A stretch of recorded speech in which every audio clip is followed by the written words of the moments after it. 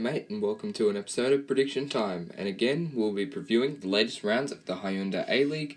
This week, it's round 17 of the A-league. Let's get into it. On Friday the 1st, the Western Sydney Wanderers hosted Jets, who are still fighting for a top 6 spot.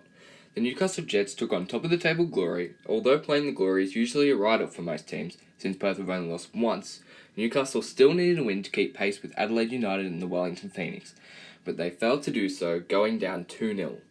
While the Western Sydney Wanderers were 2-0 up in their game against Brisbane, but in the last couple of minutes the Raw scored 2. The Wanderers' attack still looks extremely impressive with the likes of Yeboah, Duke, Riera and Bonavazia. The latter of the bunch has netted 4 goals in the last 4 games. Yeboah has also been impressive with 4 goal involvements in his last 3 starts. Although Newcastle are higher in the table than the Wanderers should not be underestimated. This game is a must-win for the Jets as they're already 11 points off Adelaide and Wellington. This game will see the second worst defence take on the worst attack in the league. It's very likely this game will see Mitchell Duke make his return to the A-league since he last played for the Mariners in the 2014-15 season.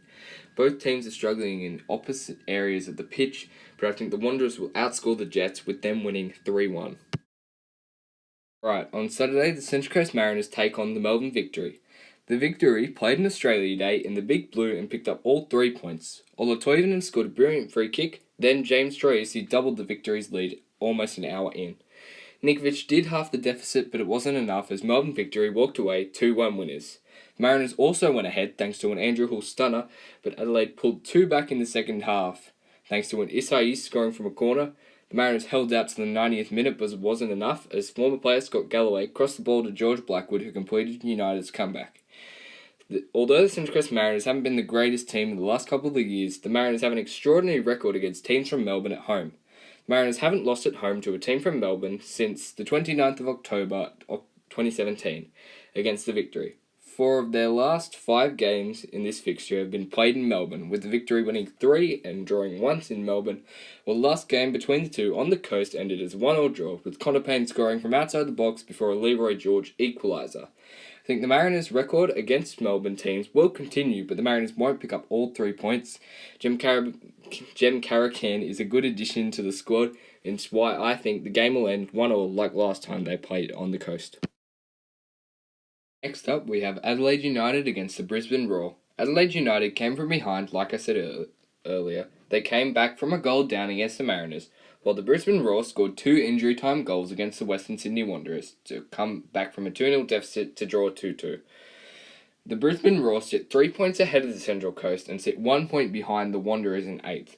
The Brisbane Roar will be looking to pull the Wanderers down to a scrap with the Mariners so that they, the Roar, don't finish bottom. The Roar will know how the Wanderers go in their game against the Jets as Western Sydney play a day in advance, so while the Roar will keep an eye on how the Wanderers play, Adelaide will be keeping an eye on Newcastle, as they, along with Wellington, are United's closest competition for the finals. Adam Taggart ended his mini-slump, scoring for the first time in 3 games. Taggart is sitting 4th in the league's top scoring charts, netting 10 in 15 starts, but United's defence has more than enough ability to keep him quiet as they have the second best defence in the league, only conceding 17 goals in 16 games. It should be tight, but it will be Adelaide's defence that will allow them to pick up the 3 points in this game, a 1-0 win with Adelaide picking up their 5th clean sheet of the season.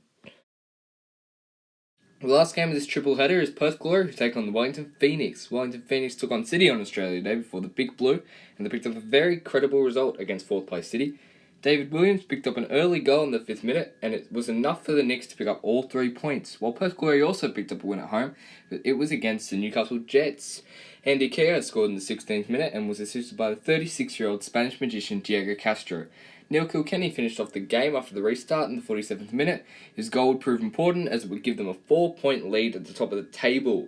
Both teams have stacks of Italian talent. Most impressively, Roy Krishna, who's sitting top scorer in the league, level with Adam Lafondra. Attacking talent for the Glory also includes Keogh, Diego Castro, Fabio Ferreira, and recent Socceroos star Chris Economides. Last time the two played, it ended in a 1-1 draw in round 6 in Wellington across the ditch. But I think that the Glory will win again in front of their fans 2-1 in the distance derby. On Sunday, the best game of the round in my opinion takes place. The last time this A-league season the Sky Blues play at Jubilee Stadium, they take on Melbourne City. Sydney FC have added to their pool of attacking talents, already inhabited by players like Lafondra, De Jong and Ninkovic in midweek. They signed, oh god, how do I pronounce this? Alright. Reza Gahuchinajad on loan from Apoel. I'm just going to call him Reza from now on. While Melbourne City could use some new signings just to freshen up their squad, as they've only won once out of the last 4 games. In those games, sure, they played tabletoppers Perth, but they played the bottom of the table Mariners, 8th place Wanderers and 6th place Wellington. In all honesty, I would have expected them to pick up at least 7 points, but they only picked up 5, which has placed them out of Premier's plate contention in all honesty. Now they look to stay in 4th place, as there is only 1 point gap between the two. This game is probably a write-off, as Sydney will be looking to bounce back from their loss in the Big Blue in Australia Day against City's neighbourhood rivals, the Victory. So I think a 2-1 win for the hosts, as they say goodbye to Jubilee in style. Had some good memories there, like Brosk's hat-trick, and it'll be sad to see that Sydney aren't playing in that lovely stadium anymore.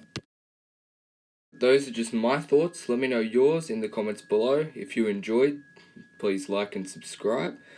And as always, thank you for watching. Have a good week, and bye.